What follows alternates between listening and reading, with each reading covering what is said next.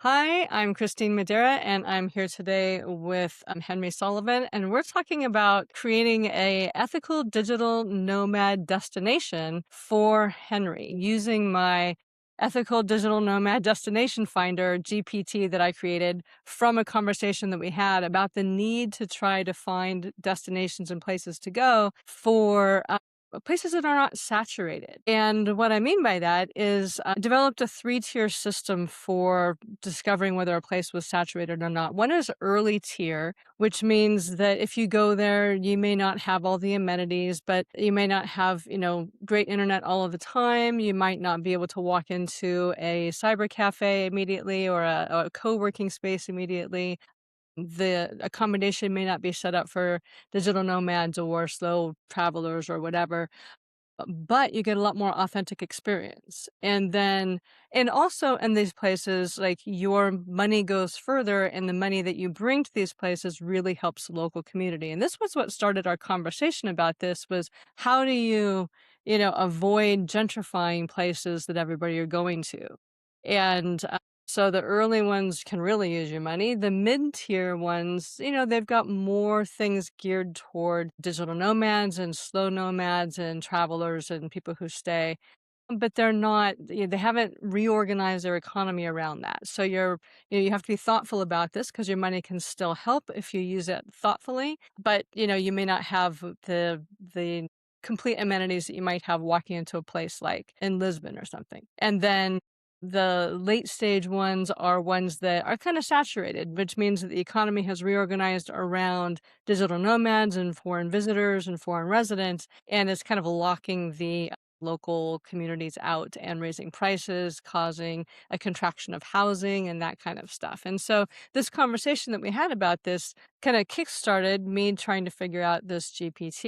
And Henry wanted us to use it to try to find him a destination to go to because we had talked about him going to Portugal. And I had said Portugal's kind of saturated in a lot of ways. And that kind of started this dialogue. So, Henry, why don't you introduce yourself and what you're looking for and what started this conversation for you? So yeah, my name is Henry, and I'm a writer. And the thing that really kicked this off is I've been looking for the last 2 years or so for places to at least spend a little time. Like when I say a little time, I mean spend a year or 2 years living there, getting to know that place, getting to experience that place. In some ways, it would be a break from the stress of living in the United States, but mainly it would be a way to just really explore one place instead of jumping around for planning trips where you spend very little time in multiple places. And I've actually gotten to the point now where I'm thinking of it in terms of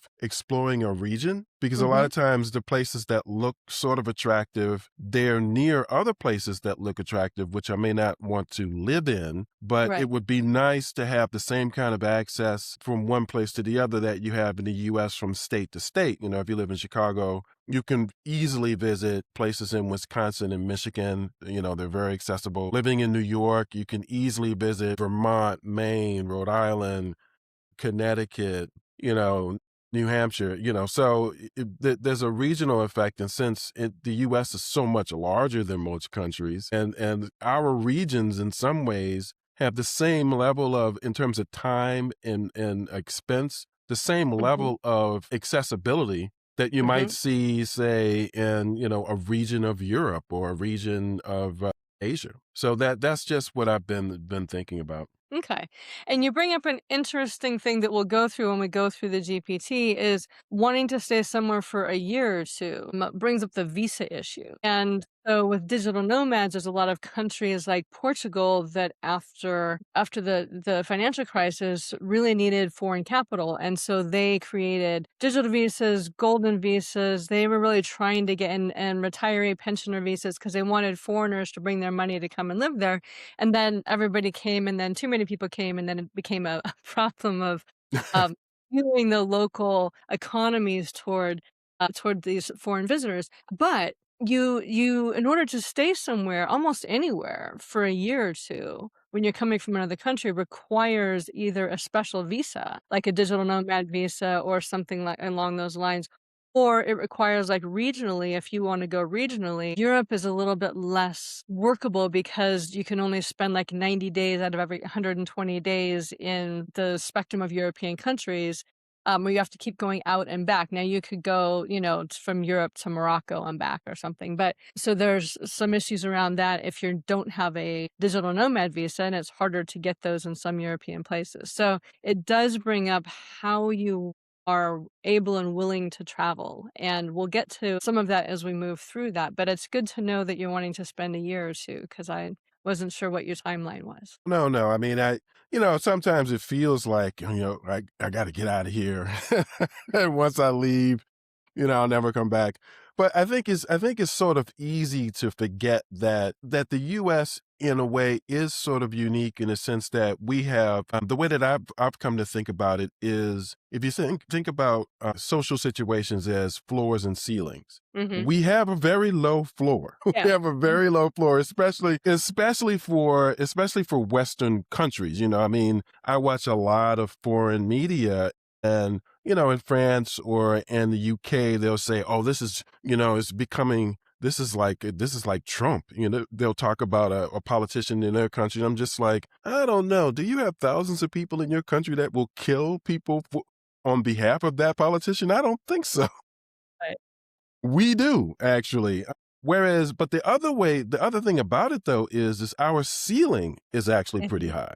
Yeah. So I just watched a video of a woman in Spain, and it was a black woman who actually had in her video a video that was recorded by a white woman in Spain. And the reason why she did that is because this was a white woman in Spain who was talking about the difference between racism in the US and in Spain. And basically Hmm. her point was is that yeah, we have problems in Spain, but here it kind of almost has the old school this is just the way things are sort of thing. And she was like really alarmed.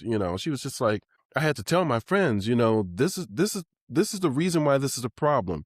And the very Hmm. fact that she could easily sort of explain in a rational way, the reasons why this is you wouldn't want to view the world this way, Hmm. s- is an example of how the US actually has a pretty high ceiling.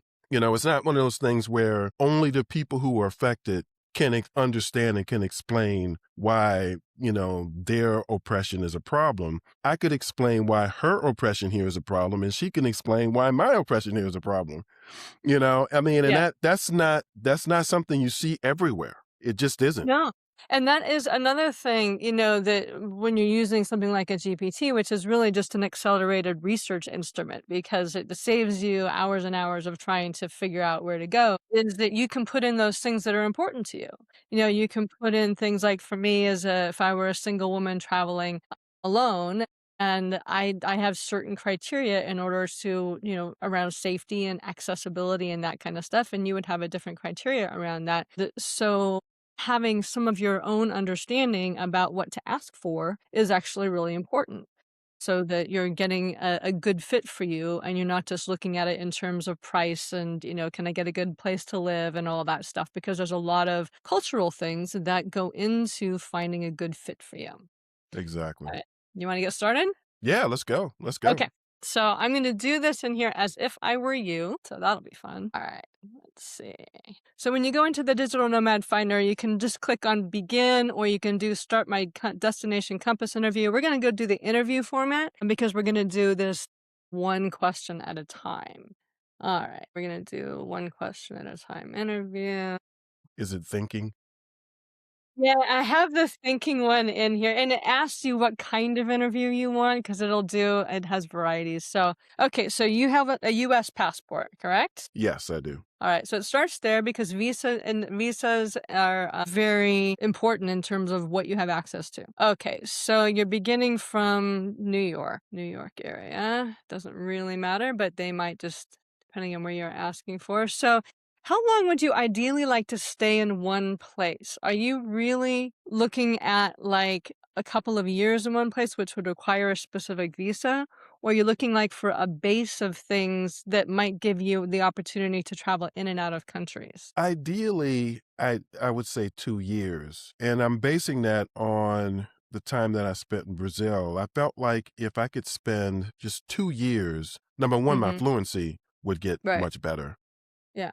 But number two, when I was there, I did take a trip to Argentina and I took a trip to Uruguay and I traveled a little bit throughout Brazil. And I was just like, man, I just need more time. And it felt to me, and maybe it depends on where you are, Mhm. but it felt to me like 2 years would be great. So I would say 2 years. Okay, so let me ask you this. Would you be able to and wanting to get a digital nomad visa? Or are you able to get another kind of visa, like a pensioner visa or something that would allow you to stay somewhere for 2 years? Or if that's not something that's going to work for you, because there are certain income requirements, not everybody has digital nomad visas. You could also put in here that you would like to spend 2 years in a general place and you're willing to travel in and out of the country for visa purposes. What's a pensioner visa? I've never heard that term. Is that basically a retirement? Like somebody, do you have to Yeah. buy property to get a pensioner visa?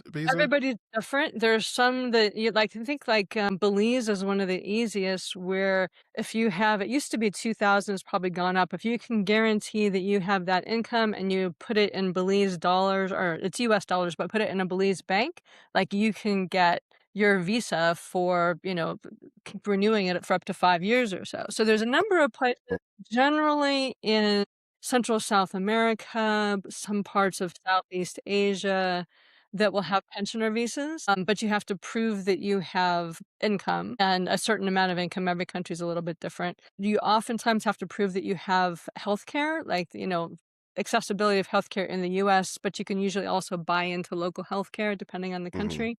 Hmm.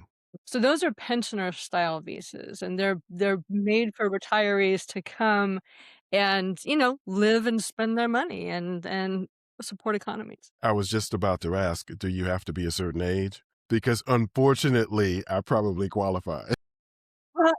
And it depends because most are based on well, generally 50 I've never seen one below 50, and I may not have seen them below 55, but I'm not 100% sure.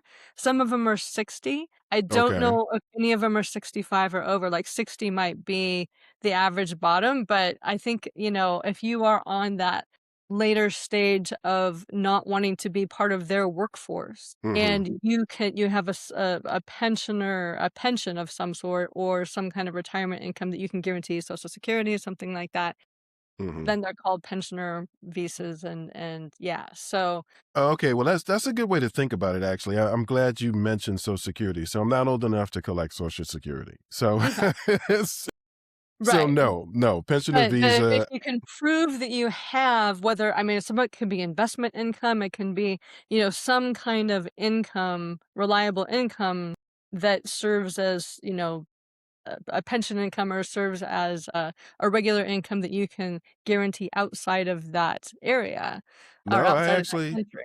I am actually a independent working writer. So Okay, my so you'd income be is my more writing. so you'd Yeah. be more so and even digital nomad visas require proving a certain amount of Hmm. income from Okay. outside of the area. So and that varies. So if that's something that, "Oh, yeah, I know I can count on $5,000 a month," that'll probably get you anywhere.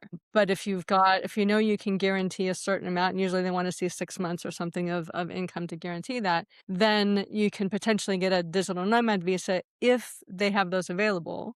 Okay. Otherwise, the option is if you know what your budget is for, every month for the next 2 years that you have, you can look at it in terms of, "I've got this much to spend every month. I Hmm. need a base of operation somewhere where I'm learning Portuguese," or whatever language you wanna learn. You're willing to go in and out of that country for visa purposes if necessary. That's Is it interesting because the way that you're breaking down the different aspects, and I do actually believe it's important to talk about this for a little bit. Yeah, yeah. The way that you're breaking down the income or the different options for visa. Let's say that you have chosen to you've made it to Portugal, for instance, on a digital nomad visa. In a Mhm. way, what you just explained, I think, sort of could be a reason why you certain places have more.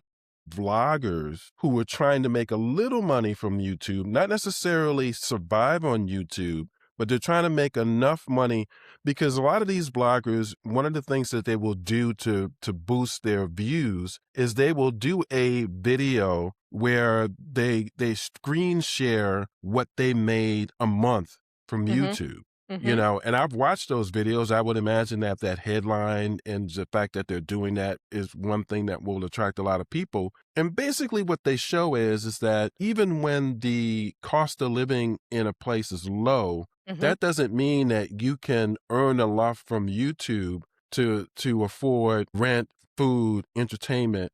The It seems as though on average, and there are a Mhm. lot of people in Portugal doing this, a lot of Americans in particular doing this. I mean, they've I think they've all shown that, shared their end, how much they're making from YouTube. On average, what they're doing is they're supplementing their expenses for food and entertainment Mhm. because you can make enough money on YouTube, and what you just said about a monthly income makes me think that what they're actually doing also is they might think, okay, from whatever other sources of income I have, this month I need an additional $300 to beat my $3,000 a month, like standard. And they know that if they make a video about how much they make on YouTube, that they're going to get a certain amount of views. And so they just go ahead and make that video and publish it. Do you see what I'm saying? I do, and when I was looking at some of these visas, and that might work in some places, but some digital visas wanna actually see that you're working for a company remotely. They Okay. don't wanna Okay. see that you're an entrepreneur winging it through through the country, Well, that's hoping a prayer, hoping that you're trying to get money, but they wanna see that you're working for such and such company, you've got a standard, you've got a regular income from that, and, that kind of stability underpins a number of digital nomad visas. Not all, but some actually want non-entrepreneurial digital nomads. They want people who are, working for a New York company, living in Barcelona. That's sort of interesting because one of the other things that, and again, this you see this more in the Portugal Mhm. vlogger among the Portugal vloggers than say, Thailand, or I can't think of some of the other places, but those are the two that that I've seen the most.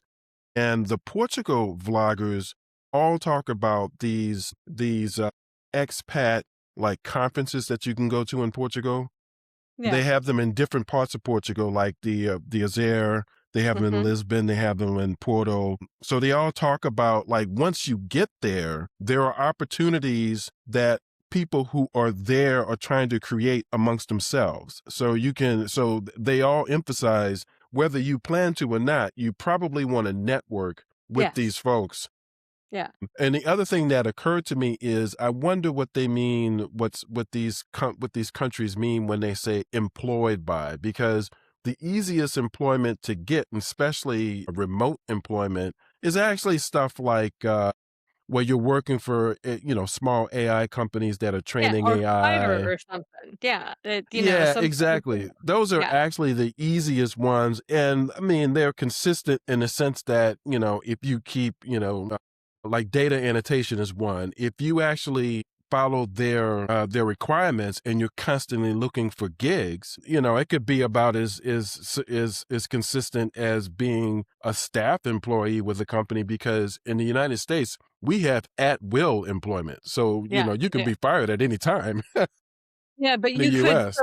for the visas, if you could show I'm gonna use Fiverr as an example. If you could show that you make $4,000 a month from Fiverr consistently, I Okay. think that would probably work. Okay. All right, But cool. That's good to it's know. not like you can say, "Yeah, I think I can swing $2,000 a month," and, some months is 4,000, some months is 1,500, like, I see what you're they saying. want they really want people who are not trying to get on a digital visa, who are, maybe just on a wing and a prayer. Okay, They I wanna got see you. that you have stability, that they can trust that you're gonna make money, that you're not gonna Right. become, start sapping the social system. So for you, back to the question for you, is a digital visa gonna work for you? Is a pensioner visa gonna work for you, or do you need to work with, like, travel visas? I think actually the answer, I mean, I would travel visas. I think I should think about travel visas. Okay. So I'm gonna phrase it in here that I'd like to spend, I'm not a great typer, 2 years in an area or region on a using tourist visas, willing to go in main country, location. Because to be And honest this with you, is huh? well, part of the reason why I thought about that is because, if you actually follow international news, Mhm. different places have issues at different times. And so what I I'm do. thinking, Yeah. because I was looking at Armenia for a while and then, you know, uh, one week, leaders from Europe all gathered in Armenia to show that, to show kind of support and interest in solidifying ties. And then the next week, Putin said, look, either you have to go with us, Russia, or you go with Europe. You can't Right. have both. Yeah, So and these things change all the time, like, I did a they do. you know, They I've do. got a lead magnet, I've got a thing that talks about the next wave of destinations, and I run it on a regular basis because, I ran it one time in I think it was December or January, and it had a couple of countries on that I ran it again in May, and it had pulled those countries off because of political instability and put a couple of other Yeah, countries on, so, I mean, I run this every 3 or 4 months to keep the list fresh because you never know what's gonna happen. Probably could run it every week, but that would be you a lot of can. work. Yeah. Okay, so do you have a like, do you wanna go to a place to learn a particular language? Is there something there you talked about language before, like Portugal or Brazil, which would be the same language, or Spanish or something like that that would really narrow down where in the world that you would wanna go? Or Well, are you I just want to point out because a lot of the media I watch is actually from Portuguese. It's the same Mhm. language, but totally different accents. So Well, sure. Yeah, I mean, like you us in don't want to Australia speak. or Yeah, yeah, us yeah. at, Yeah, well, England. Yeah. you want to speak European Portuguese in Portugal. You don't want to be connected to, yeah, yeah, Yeah, exactly. Mexican Spanish and Spain Spanish are very different. Very different. Yeah, yeah. Yeah. And people react differently, depending on what you're speaking. Yeah, I mean, ideally I would like to learn another language, and that's another thing that kind of complicates the search because I'm like, okay, if I'm going to actually put the time in to learn, become fluent in Yeah. another language, then it's got to be a place that I'm going to go back to, more than just the 2 years that I spend there. I want to be able to go there, establish, relationships, keep in contact with those people so I don't lose the fluency, and then make plans to go back, 5 years from now or, 3 years from now, be able to kind of pop in and pop out. Mhm. So yes, I would like to gain some language skills. Do you have a particular language that you wanna learn, or just would any language do? There are languages that seem to be a lot harder. Mhm. Oddly, I've heard people say that Russian is easier than Americans might think. I think I've heard people say that. I I don't don't know, know. Maybe I tried studying Russian. It's did you? it lacks articles and different things, which does make some things easier, but it has multiple levels of gender written within the language, and, like, coming Okay. from English where we don't have that. Uh huh. With a lot of focus on gender, just not in language, and so you've gotta match all of your genders within stuff, so it's a useful language, like, if you were to go to somewhere that the only place they spoke that language was that country, Well, that's a little more limited than if you like, Russia's a lot of places speak Russian. yeah, yeah, like the Caucasus. I mentioned Armenia. You basically, if you want to go to Armenia, Azerbaijan, or Yeah, a lot of the sand, Georgia, Arctic Alberta. sand Yeah, exactly. I yeah, mean, if you are fluent in Russian, then that makes a huge difference. So, we can I just mean, put in here that you want to learn another language, another useful language, and let it be part of the dynamic and see what it comes up with. Unless you've got okay, a yeah, yeah, if yeah, you don't yeah. have a Because I'm also particular not language that really you wanna learn, then that because the doesn't language that the language that I just sort of assume, I'm too old to even tackle is French. I think Because French is gonna be easier than and you French think is so? very oh, yeah, easier than Russian, oh, yeah. Okay. Because there's so many root things with French and English work together, and it has a particular kind of underlying fluency that works together that Russian is very different. So what is it? Just the Parisians that have like a very because I mean again I watch a lot of vlogs and Mhm. travel vlogs and it just seems as though a lot of the people the Americans who land in France are actually living in or trying to live in Paris and one of the things that they say is try to speak French but people are gonna they appreciate it but at the same time it's gonna take you a long time to get it right so that's just basically what they say. Right, but I mean, Parisians have that reputation anyway, and the French had the with reputation. regard to A lot of everything. other countries that speak French, a lot of African countries speak French. Okay. I mean, French is it was more spoken, I think, in Middle Eastern countries than it is now because English has kinda supplanted French as in Right, right. a lot of Yeah, Middle that's Eastern true. countries, but Yeah. I mean, French is a useful language, Russian's a useful language, so, I mean, the top ones would be, like, Portuguese, Spanish, Russian, French, Chinese at this point, probably, Right. I want to learn Chinese, Mandarin, yeah. yeah, so, d is there a particular one that stands out, or do you want me to just start with the language and see what it comes up with? Let's just see what it comes up with. Let's just Okay. start with one and see what it comes up with. I'm gonna say I am a native English speaker and I'd like to use this time. Okay, what monthly income can you affordably verify? Or if you can't verify, because it's really asking specifically about digital nomad visas at this point, because, to be able to verify that for a visa. But, when I do this, I say I can't verify this, but because I'm using a tourist visa, but I can comfortably afford, this amount per month. So what would Okay, be I would comfortable? characterize it just like that because I mean, you have publications available for sale just like I do, and it varies. It really Yeah, does vary a that's lot. yeah. All of a sudden you'll sell, and then all of a sudden you'll stop. So using your phraseology, I would say 3,000 a month. I can reasonably, afford 3,000 a month. I'm just gonna say I can budget $3,000 a month and am using tourist, so I should not have to.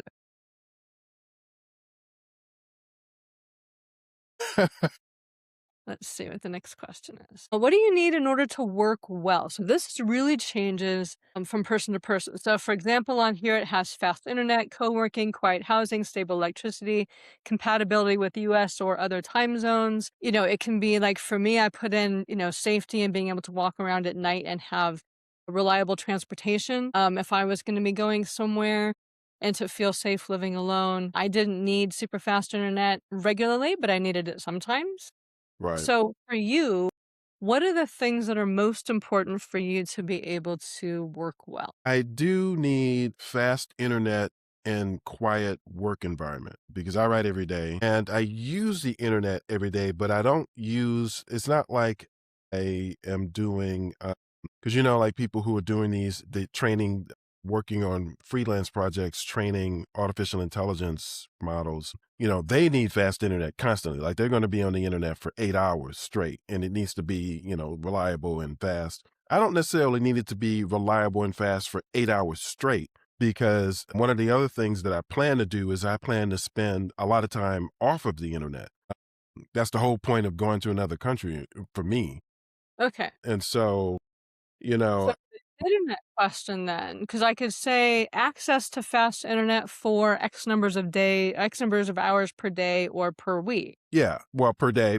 I will need it every day. I just won't need it, like to be reliable in the sense that, like the US, you can pretty much count on, we don't have to worry about doing this, at one time versus another. We could do it anytime during the day or night, I live in because Africa. of the, We've got more issues than you do. We're not at the end of high speed internet here, so it's much more variable here than it is other. really? Okay. Okay. Yeah, I mean, it's gotten better after Helene, because before Helene, like, sometimes I could do videos, sometimes I couldn't, it was really a mess. So, about how many hours a day would you need fast internet? I would say about 4. Okay, so access to fast internet for at least 4 hours a day, quiet work environment, what else do you need? What else is important? Reliable transportation. It's interesting the question about safety. Now I know that question is different depending on your gender, but one of the things that every single video I've watched with Americans who are traveling abroad, they all say that they feel safer wherever they are. And I think now there are a couple of caveats to that. One, they don't go to war zones. I mean, because ideally I would love to spend, at least a year in Kiev. Mhm. So but that's a war zone, so of course you're not gonna feel as safe as you are in anywhere in the US, despite our mass shooting problem. But at the same time, it just seems as though wherever they go, they feel safer, mainly because they know that the accessibility to guns is not the same in most places as it is here, Yeah, you and know? the VPT doesn't ask about safety. I put that down as one of my things that I was Okay. important to me.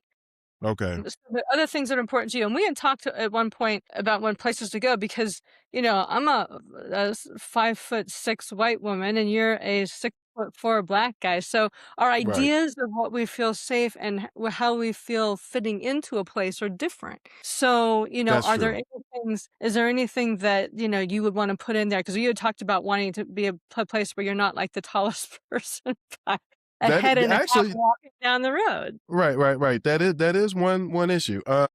Well, how would I phrase that? I mean, or like, is there a way to ask it? What Yeah, the well, average height it's is, got some or really interesting things in there. So let's do that one last, because that'll take a little bit okay. more.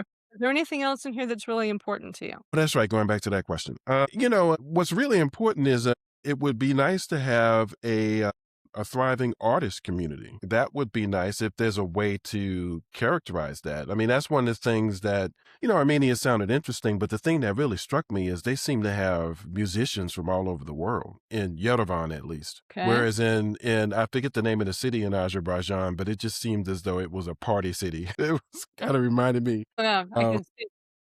So I wrote down for this one, I'd like to be near a thriving artist community because I'm a writer and I love music. that's right. Yes. Is there anything else that's important to you? If you're thinking about your life somewhere else, like the time zone issue for some people is a huge thing because they've got to keep in touch with family in a particular time zone. They don't want to be, or they have to work in a particular time zone. So that may or may not affect you. But anything else that's particularly important besides the height, and we'll do that one last.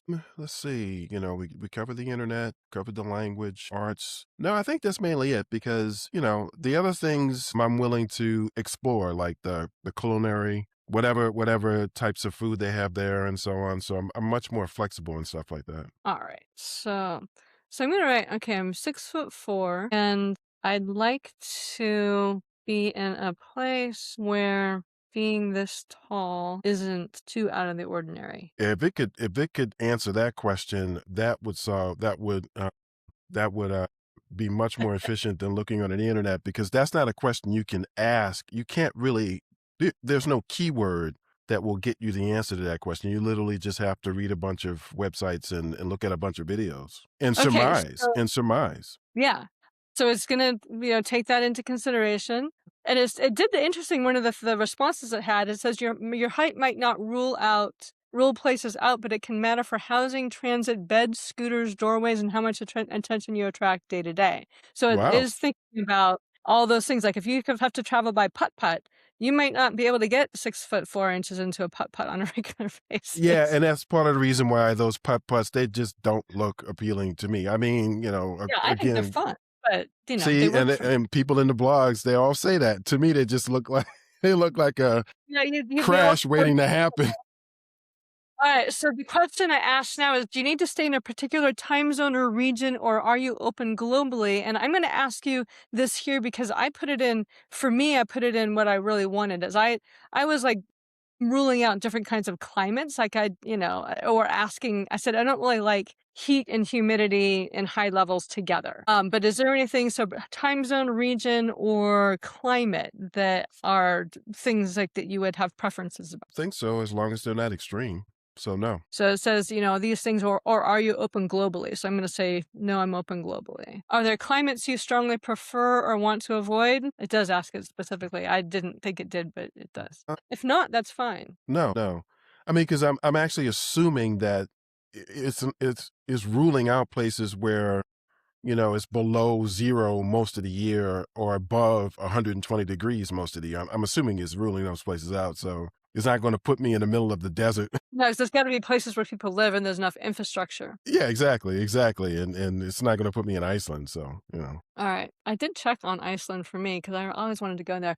Okay. So it says, do you feel more drawn to established digital nomad hubs or in your case, well, and maybe other people's cases, established tourist places or places to go that have lots of expats, emerging destinations, or something in between? So tier late stage, early stage, or something in between. Something in between, actually. That's my sweet spot. Because the late stage, they're just kind of like the way you introduce this whole process. The late stage just has produced so many after effects. You have all these quote unquote expats, basically immigrants to these places that are causing problems. may have been nice when they were middle Right, stage, right. but Yeah, now it's just people like, there's a by the certain time amount they of hit the internet animosity. yeah, by the time they hit the internet, they're already kind of at that late stage. Yeah. Okay, so this is another question, and this really helps to figure out where within that middle stage you're interested in is how important Mhm. is cultural immersion compared with convenience. So, cultural immersion requires you to get more culture, you probably get more language. It requires that you be a little bit more flexible, and you may not have as access to as many expats. Convenience is more like you have the digital hub, you've got the easy accommodation, you've got, more along the lines of co-working spaces and stuff like that. For you, do you have a preference? Immersion, definitely, 'cause I'm not looking for co-working spaces. I write alone, so, say I'm not looking for that. So immersion, definitely. Are there any safety, health, language, accessibility, identity-oriented, family, or lifestyle considerations to factor in? Only need to share what's relevant. Well, that kinda goes to something that we talked about when we first had this conversation, which is, and I've noticed that the vloggers of color, in fact, there was Mhm, some where the theme of their channel is, "We're a black couple, and we're gonna tell you, whoever is watching this video, mhm, what our experience was in this country or the other." And one of the things that one of the conceits of there's one couple that I'm thinking of in particular where they have like a series of videos in the Caucasus in particular where like they're kind of saying you might be surprised by your reception in Georgia or and so but I understand why they're saying that because that is the thing. I mean, what's the point in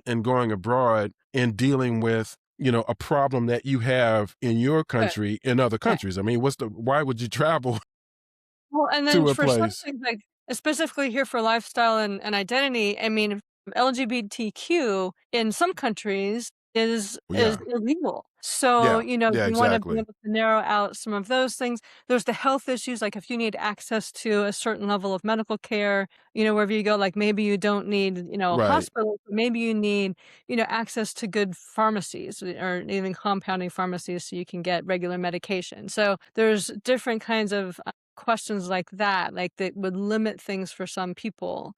Um, Well, okay, so is so there anything there is yeah, a regular medication, thing that I would need access to certain medications. So that in terms of healthcare, that would be the thing. Other than so that, would just kinda general medications that most countries might have, or are they very specific specialized no, no, medication? I think most countries would have it actually. In Okay, fact, I wouldn't be surprised if they're cheaper I in other imagine it. countries than they are here. Exactly. So I'm just gonna put, "I need to have access pharmacies Mhm. where I can get my" Yeah, because I mean, I've seen I saw a video where like the whole point of the video was it was a woman and she was just like I believe she was in Italy. No, she was in Germany and Mhm, she was just talking about how much easier it was. Well, the main thing she was talking about is she got a job in Germany, but she was like, just as an aside, here all I have to do, most of the things that I do, I just go to the pharmacy. Like people here they don't understand what I'm talking about when I talk about the healthcare system in the US because most of the things that we have to deal with, we know we have to deal with. People here think, wait, what? You have to do what? But then you have to go where? And then you get charged what? uh-huh, It's like it just literally makes no sense to right, them. yeah, yeah, So, it was almost an aside, and she kind of teared up. She was just like, you just have no idea how much easier it is outside of the US. So, yeah. but yeah, that is a consideration. Okay, so then there's nothing else then that would be an issue? 'Cause so for No, some I people, mean, I think it's accessibility, just you like can't if if something happens, if you stumble or, if you get a bug and you need to go to the doctor, I mean, but there's no way to predict those things. no, no. And again, at least the impression that I get from a lot of vlogs, it's like, healthcare is actually it's an easier process. It's not necessarily again, you have floor and ceiling issue. You could think of it as floor and ceiling. In the US, the ceiling can be really high. The floor can be really low. But no matter which one you choose, you're gonna have a whole bunch of administrative, completely unnecessary, corporation oriented sort of things that you have to Yeah, deal with here. yeah. Whereas in The other more money you places, have, the less you have to deal with. yeah, exactly. In other places, it's like it's just you and your doctor in the hospital or the pharmacist, and that's basically it. You don't have like this third party kind of sort of leeching off of the system throughout the Yeah. entire process. Right, but, some of the things here for other people might be things like accessibility, so some people being able to walk for 2 miles to get to a public transport thing might not work, or, there's just different kinds of or if you're traveling with a family that you need specific things for kids or for people of That's different true. ages. Yeah, So it's all kinds of different things. So for you, I just wrote down, I need to have access to pharmacies where I can get my prescriptions and where I can get medical care if I need it. that's accurate. Yeah. Alright, that's any deal breakers? Again, I'm kind of making a couple of assumptions, but of course, no war zones, which kind of rules Yeah, out it already like, takes those things into account, like, that's part of the okay, process. okay. It eliminates things So, based. so in other words, right now, it sort of knows that Dubai is not exactly, a place Yeah, you might want yeah. to travel Yeah, to. and if for some reason it comes up, it's like, please, restructure your list and remove war zones, because Right. sometimes it's Okay. not always accessing the most so Well, stuff. So, given yeah, given the information, given the information we've already put in there, I wouldn't say I have any deal breakers. I mean, they're kind of embedded in. I'll just put not at this time, Okay. and if we think of one, we'll put it in because it will regenerate lists based on things, if you've decided Okay. that you have something comes up and you're like, "Oh, yeah, didn't think of that." Okay. And I like these thinking models because it tells you where all it's searching, so it's not ideally making things up, but it's searching embassy information, it's searching country information, it's searching, all kinds of different things, blogging information, medical and pharmacy resource information, official sources from medical and things like that. All right. Hmm. Here we go. It's starting to come up with something. So you want a 2-year regional rhythm rather than a quick trip. You're hoping to use tourist entry visas and leave enter as needed. Need enough stability to write, work quietly, access pharmacies and medical care, live near music and creative communities. Global immersion over convenience. It says one important caveat for a 2-year plan: tourist entry cycling is it calls it fragile, but is the thing it has to really orient around. And I was thinking that too because visas they change all the time and they are the hard part of getting into countries. Okay. Some places it's much easier than others, like to Albania. I think like Albania will give US citizens a year-long visa, but a I, lot of I other believe it places. is. I believe it is Albania because that couple that I mentioned, one of the videos, they spent like a week or two in Albania, Mhm. and they did maybe 2 or 3 videos on just in Albania. So I think Oh, that they is came up that with is Albania one. too. What's that? It came up with Albania here as well. So it came up with some interesting places. It usually gives 5. So the Hmm. 5 that it gave you, and I'm gonna actually copy these so that I can get them to you specifically. Let's call it Henry's destinations. All right. So the first ones it came up with, or the ones it came up with in the order it came up with them, is Argentina with Buenos Aires with Uruguay, Chile as regional reset points. So to travel Hmm.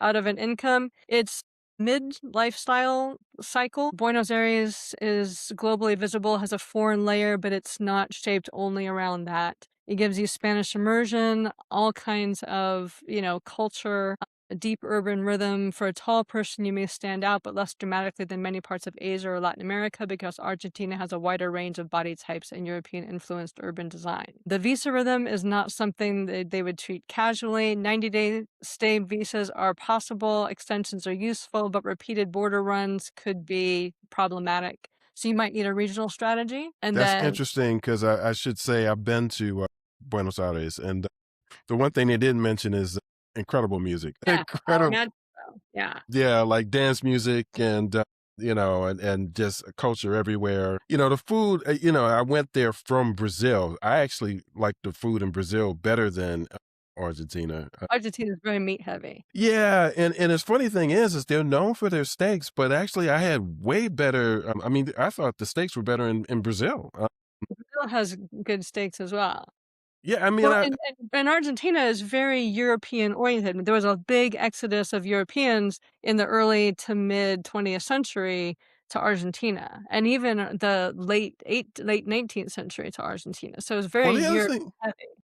Well, the other thing about Buenos Aires that really struck me was they have a very keen sense of style in Yes. terms of fashion, but even just architecture and stuff like that. So, I mean, if those are things that you love, there's a really good chance that you'll love Buenos Aires. I mean, there was one street I just had to stop and take it in because it almost looked like someone saw a really nice painting of a streetscape and decided to create that in real life. That's the way the street, Wow. looked to me. I mean, it was just amazing. It was near that the cemetery where Vita is buried.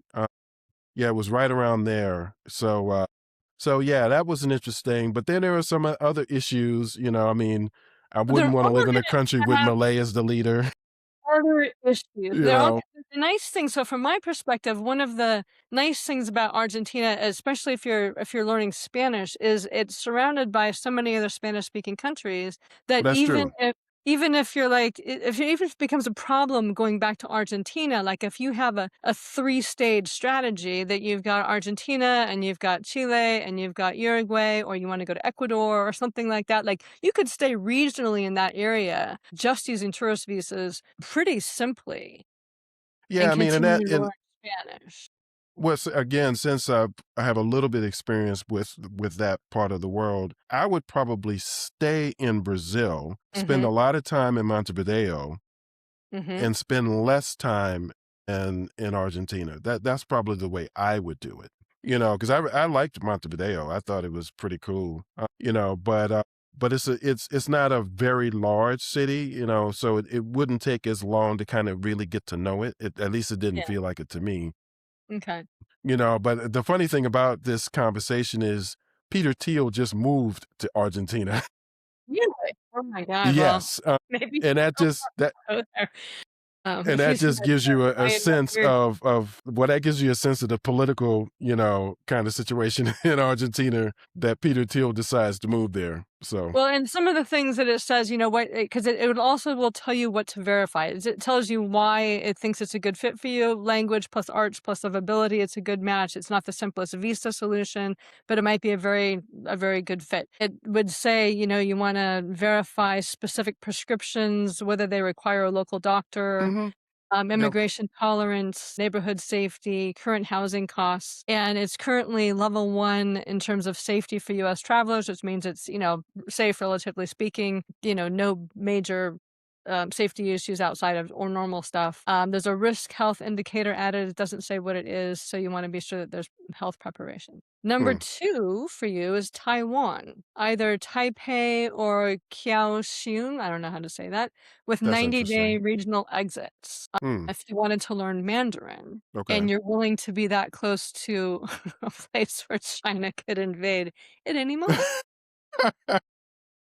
But it does have, I mean, it has a lot of that stuff. It's got fast internet, great infrastructure, Mhm. strong medical access. It's a really, I mean, it is basically a first world place that has a lot of the infrastructure that we need, but it has some pretty precarious, you know, po geopolitical stuff.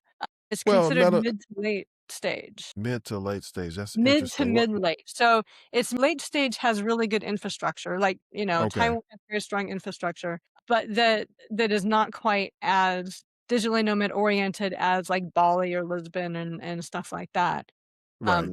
So it has the infrastructure, but in terms of culture, it's still more mid-stage because it's not overrun. I think a lot of people are hesitant about it because of the geopolitical aspect of it. But it says here at 6'4", you're likely to be noticeably tall, but it may not be a problem, but it could affect apartment comfort, beds, scooters, buses, Mhm.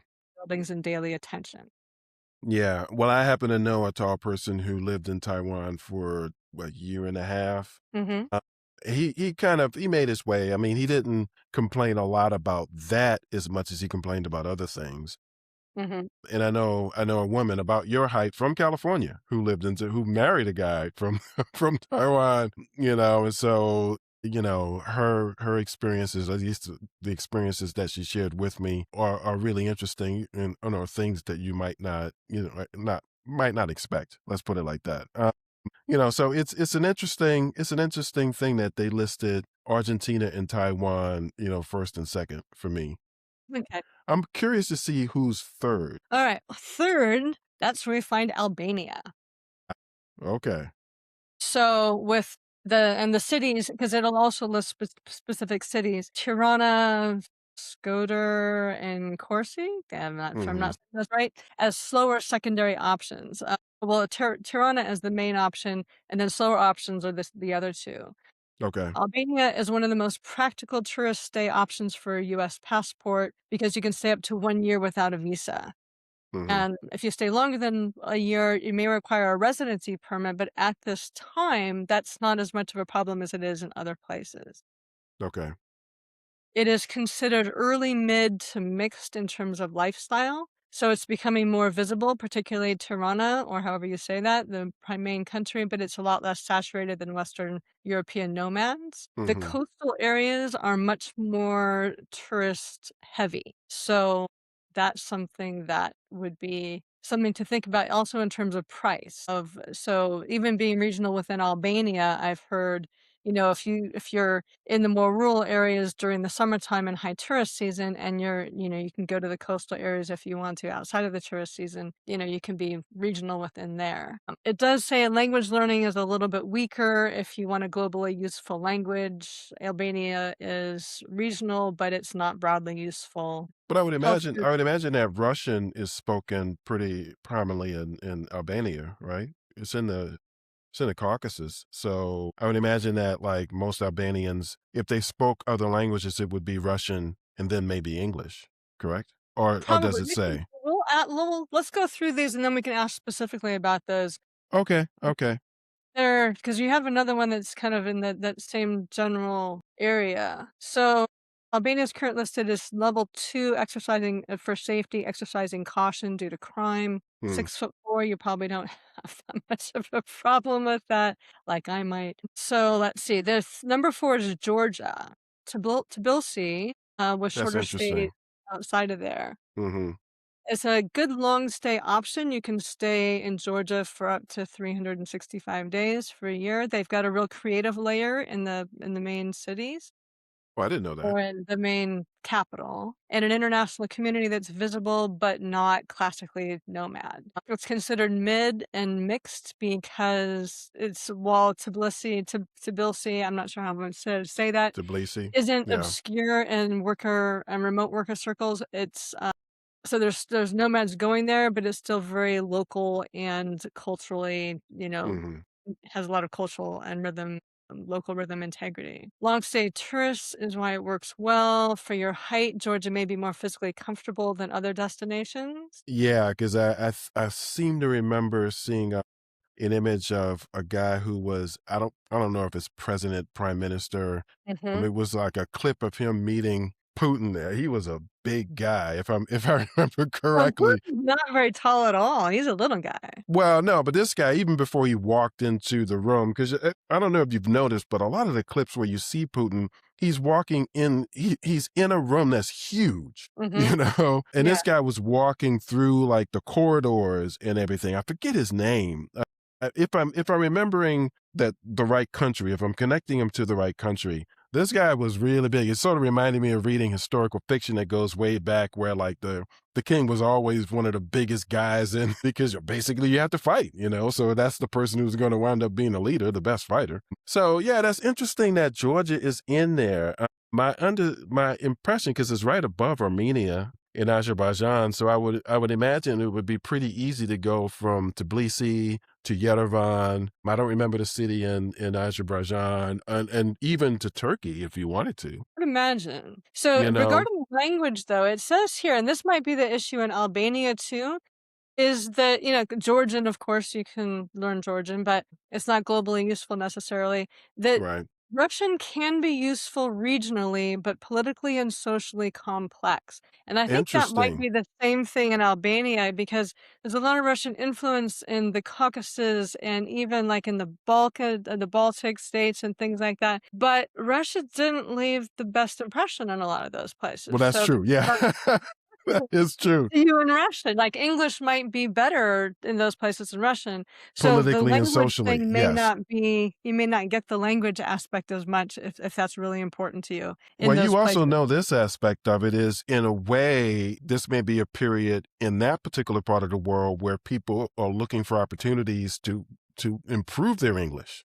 Yeah, And so a they're lot of much people more eager to talk to you than, like the whole whatever barriers they might have in terms of the way you look or whatever, yeah, they're just like, oh, you're American, and they yeah. want an opportunity to get to know you and talk to you for that reason. So that's another consideration. Yeah, and that was definitely my experience. I was in Poland in the early 1990s, and also in Russia and different things, and people who heard me speak, I was a magnet. "Oh, can I talk? Can I practice my Mhm, English with mhm. you?" And I would get, "Oh, I'll take you on a tour of the city," and stuff like that. So, it was really nice because people who actually did speak very excellent English, I was honestly I'm very impressed, especially at that time, how good the English speaking was and how generous people were with their time and saying, "Let's practice English, and I'll take you to the museum."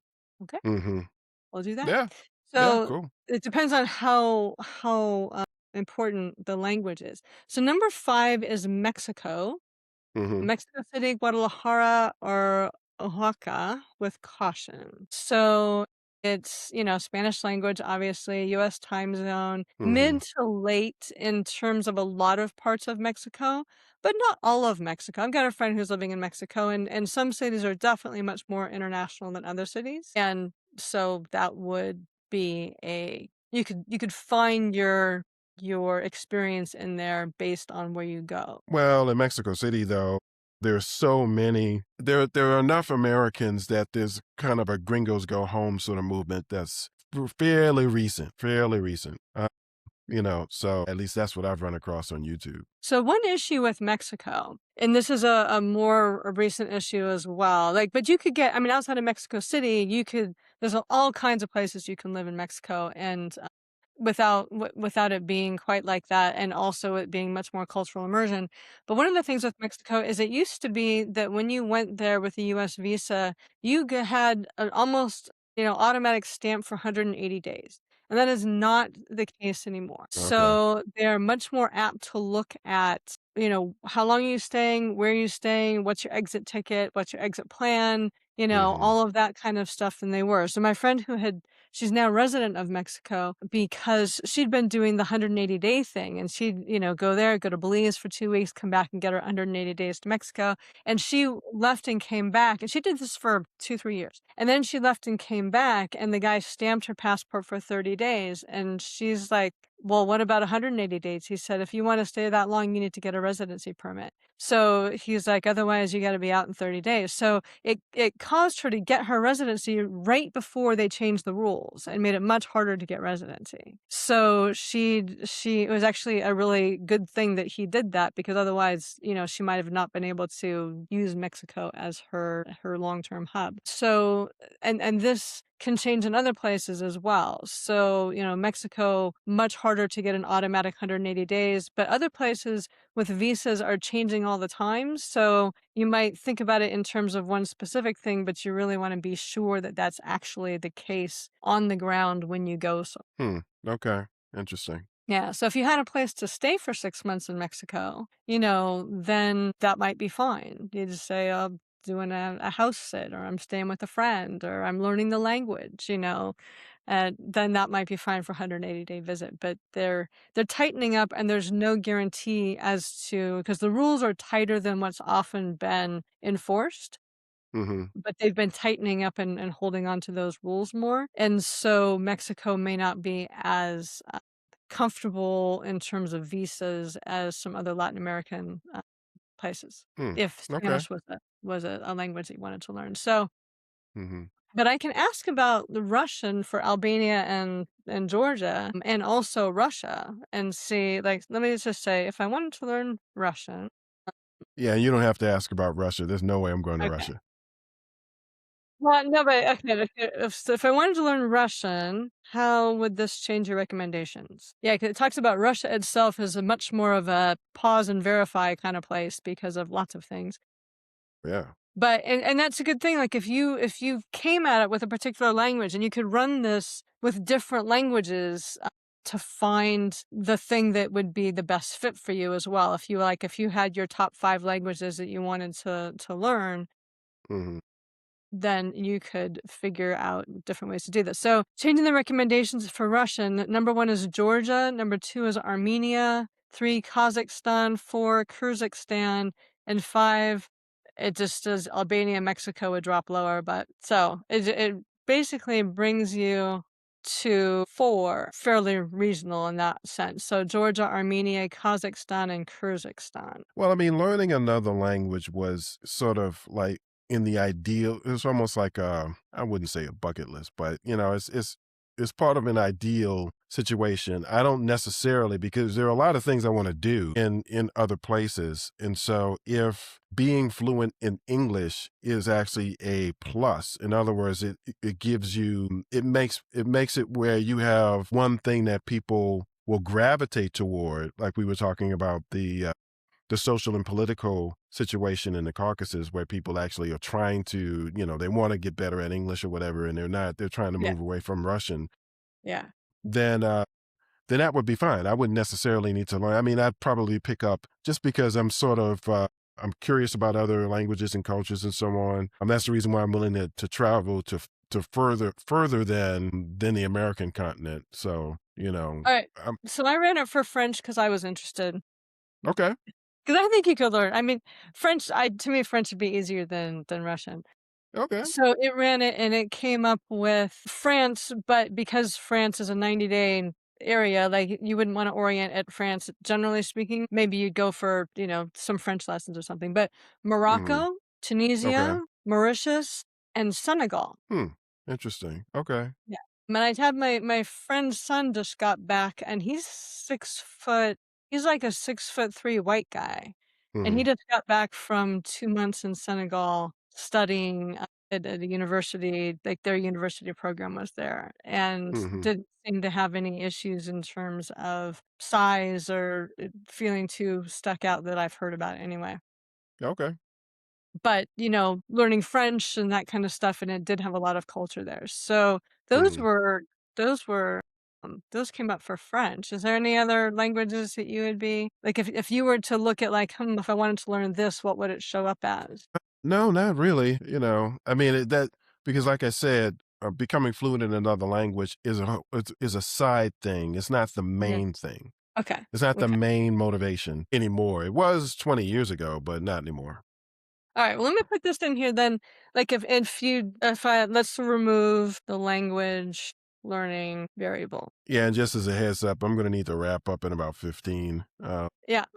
Well, we've been on here a long time. That's all right. I just want to run through a couple of things in here just for you specifically, but also to show if people have gotten this far in the video that, how adaptable this is. And then once you have your places, you can have it research this. So it's not just to research and find the places, you can use it to actually research those places. Mhm. But so what comes up? Georgia, Albania, so some of the same ones. Argentina still stays high. Mexico still high. Taiwan. So it comes back to your original 5. Yeah, that's interesting. Okay, okay. I mean, again, since one kind of media that I consume more than others is travel, travel media. It's interesting the parts of the world that this is bringing me to parts of the world that I have been paying attention to, more attention to others, and I think that the tiers that you have set up in terms of tier one being you've already got a lot of expats there, the infrastructure is there and so on,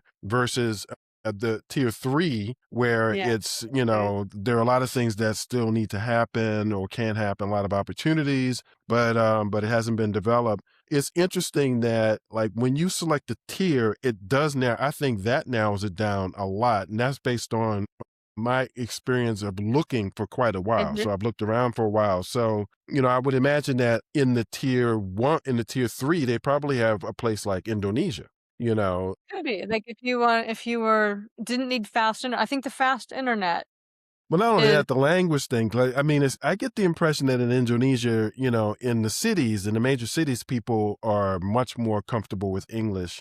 But if you right. go outside of the major cities, just for excursions or whatever, you're going to have to just kind of, wing it and do the best you can communicating with people. It seems like they'll work with you. I mean, because it seems as though people are kind of I mean, I think the word welcoming is a bit misleading, because like people will say, oh, people are so welcoming here. Well, yeah, you just went into a cafe. Right. or you just went into a coffee shop. Yeah, Yeah, they're making money off you. Of course they're gonna want you there. exactly. The only place where Yeah. you may not get a welcoming attitude when you go into a business like that might be Buenos Aires and in Paris, you know. Where you could just be But an ordinary tourist there, yeah.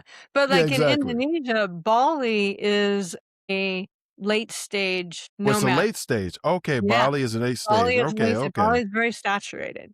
Not as expensive Interesting, as some other interesting. places, but it's a saturated place, both for travelers, like, the slow travelers, and also for nomads and things like that. Indonesia might be other places, but Indonesia might have different kinds of visa laws. Like, some of this, they screen out because you need tourist visas, and you are like, one of your criteria was that you're gonna be on a tourist visa and you needed to go and come.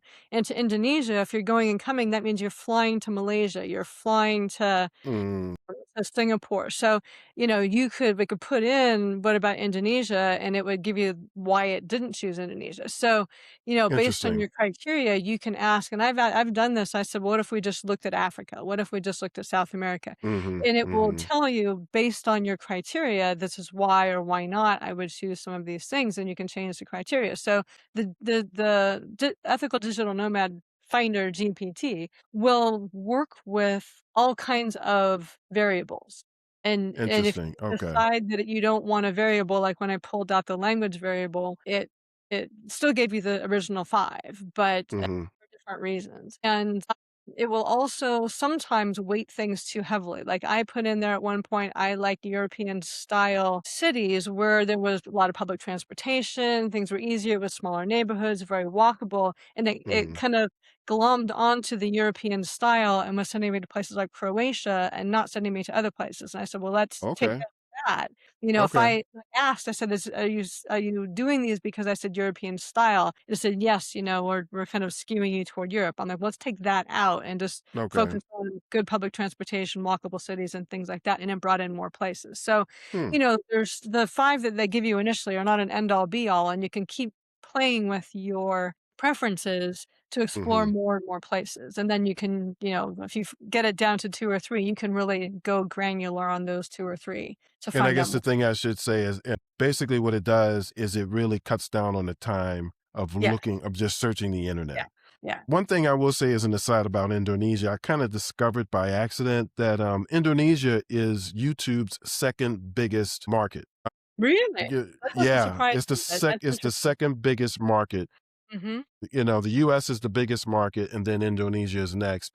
Okay. And there are a lot of YouTube channels based in Indonesia, and one thing that because I kind of asked different AIs like, okay, so who's watching these videos? Do you have any sense? And they were like, well, it seems as though Indonesians are watching videos put out by people in their country. So that's just an aside. So yeah, this has been really helpful. I mean, I've done this process. It's just that I wasn't able to ask questions.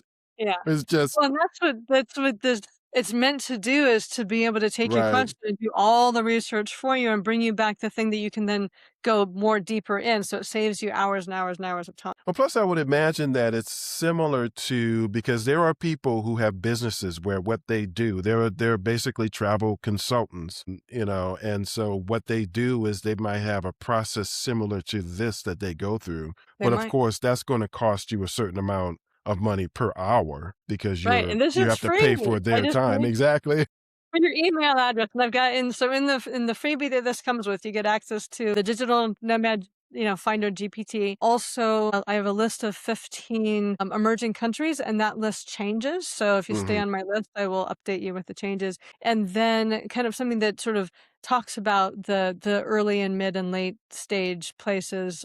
And also why that's a consideration because we've all experienced being in a place that we really love, and then everybody finds out about that place, and then all of a sudden that place changes because Right. it's weird. Like even in Asheville where I live, you know, when I first moved here, it was much more Asheville oriented, and as it got hitting all of the top 10 lists and stuff, it's Hmm. become very much more tourist oriented. It's not just these little pockets, like the whole thing is tourist oriented, and it takes a lot of the fun out of it. So, and it makes it a lot more expensive. So you don't want to be that problem in another country, you Well, know? that's definitely the way people who went to Lisbon Mhm. 10 years ago, that's how they describe it. That's the story they tell, So not so much Porto, but definitely Yeah. Lisbon.